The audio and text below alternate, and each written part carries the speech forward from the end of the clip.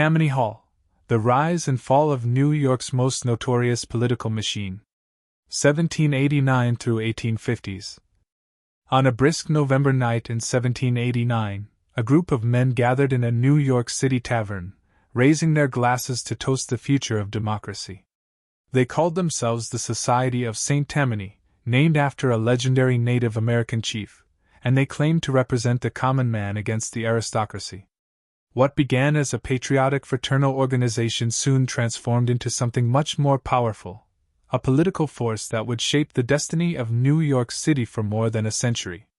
By the mid-19th century, Tammany Hall, as it came to be known, had evolved into the city's dominant political machine, securing votes through favors, jobs, and even outright fraud. It was the golden age of the ward boss, the man who could get an immigrant a job, an apartment, or even a meal in exchange for his unwavering loyalty at the ballot box.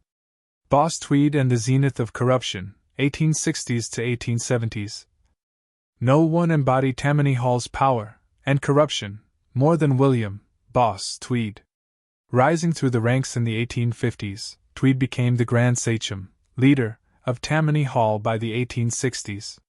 Through a network of cronies, he gained control over the city's contracts, courts, and treasury. Under Tweed's reign, graft became an art form. The New York County Courthouse, for example, was originally budgeted at $250,000.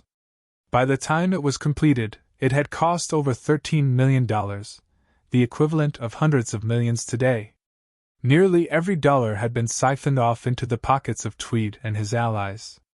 Tweed's machine ensured victory in elections by stuffing ballot boxes, intimidating voters, and using repeat voters, many of whom were conveniently dead but still managed to cast a ballot. One infamous quote attributed to Tammany's operatives summed up their approach. "As long as I count the votes, what are you going to do about it?" However, Tweed's excesses could not go unnoticed forever. In 1871, a disgruntled insider leaked financial records to the New York Times, revealing the staggering extent of corruption. The legendary cartoonist Thomas Nast fanned the flames with scathing political cartoons in Harper's Weekly, exposing Tweed's greed to an outraged public.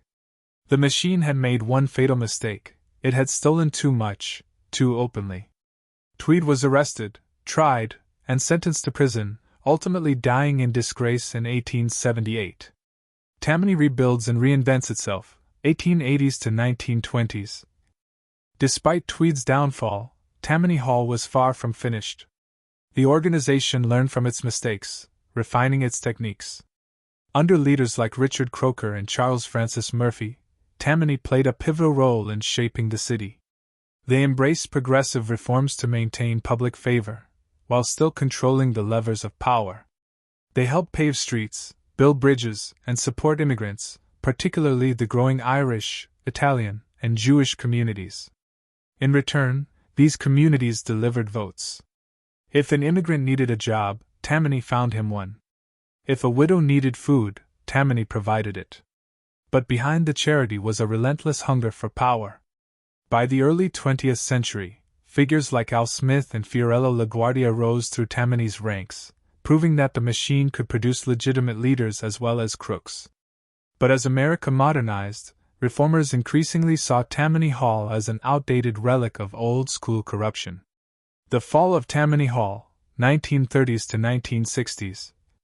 The Great Depression and World War II brought massive shifts in American politics, and Tammany struggled to keep up. Mayor Fiorello LaGuardia, once backed by Tammany, turned against it, championing anti-corruption measures. In the post-war years, television and investigative journalism made backroom deals harder to hide. In 1961, New York Mayor Robert Wagner Jr. finally broke Tammany's grip, cutting off its access to patronage jobs.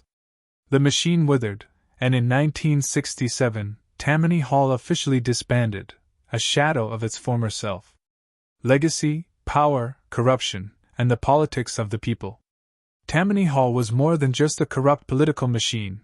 It was also a system that gave voice to immigrants and the working class at a time when the elite ignored them. Its legacy is complex. It built New York's infrastructure, helped shape the Democratic Party, and proved both the power and the perils of machine politics.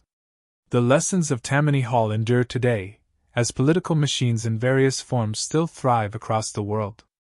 It serves as a reminder that power, once gained, is rarely surrendered without a fight, and that corruption often walks hand in hand with progress.